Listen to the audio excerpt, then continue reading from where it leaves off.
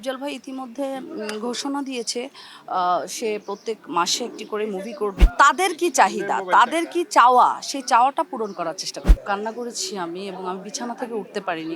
আমি ভোটারদের কাছাকাছি থাকার চেষ্টা করব। আসলে এই কমিটি, ওই কমিটি, দুই কমিটি, সব কমিটি, আমার কমিটি, আমি পলি, আমি সবার।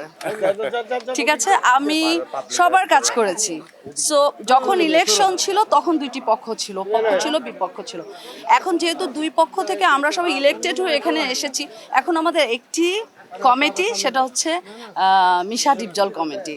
আমি আমার সর্বোচ্চ সহযোগিতা আমি আমার শিল্পীদেরকে করতে চাই, সেটা আমি অবশ্যই মিশা ভাই এবং ডিপজল ভাইয়ের সাথে পরামর্শক্রমে, এবং আমি আমার সর্বোচ্চ দিতে চাই আমার ভোটারদেরকে, কারণ আমি 220 ভোট পেয়ে ইলেকশনে উইন হয়েছি। এটা কিন্তু মানে মানে আমার ভোটারদের হচ্ছে যে ভালোবাসা, আজকে এই ভালোবাসা, আজকে এখানে আমি দাঁড়িয়ে আছি কেন, আমি আজকে শপথ গ্রহণ করতে এসেছি এই কারণে যে এই 220 জন মানুষ আমাকে ভোট করে উইন করেছে। আজকে যদি আমি শপথ গ্রহণ না করি, তাদের মনে কষ্ট দেওয়া হবে।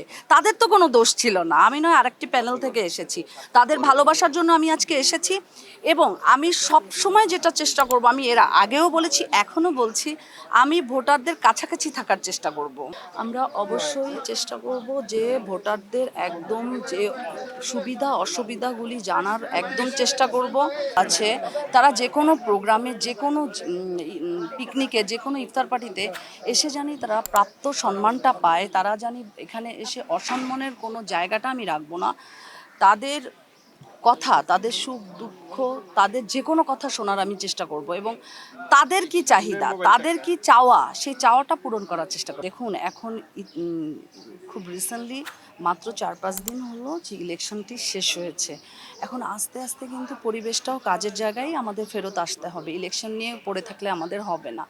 সো ডিপজল ভাই ইতিমধ্যে ঘোষণা দিয়েছে সে প্রত্যেক মাসে একটি করে মুভি করবে। সেই সাথে আমি মনে করি যে বাংলাদেশে অসংখ্য কোম্পানি আছে, অসংখ্য লিমিটেড কোম্পানি আছে, তারা যদি এই চলচ্চিত্রে মেকিংয়ে এগিয়ে আসে তো চলচ্চিত্র উন্নতি হতে বেশি সময় লাগবে না। আমি মনে করি এই যে ইলেকশন, এত শিল্পীর সমাগম, এখানে একটা নতুন নতুন ছবির একটা মুভি মেক হওয়ার চান্সেস আছে। আসলে আমি খুবই দুঃখিত।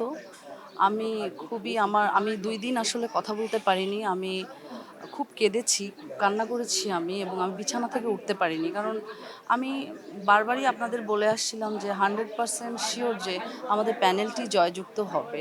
যা হোক, জয় পরাজয় সব কিছুই মেনে নিয়ে আমাদের চলতে হবে। তো যারা এই ইলেকশনে হেরে গেছে, তাদের প্যানেলেরই আমি একজন। তো তাদের প্রতি, তাদের যে কোনো কাজে, ভালো কাজের আমি তাদের সাথে থাকবো, এবং তাদের যে কোনো কথা, যে কোনো উপদেশ আমি আসলে মাথা নিচু করে সেটা পালন করব।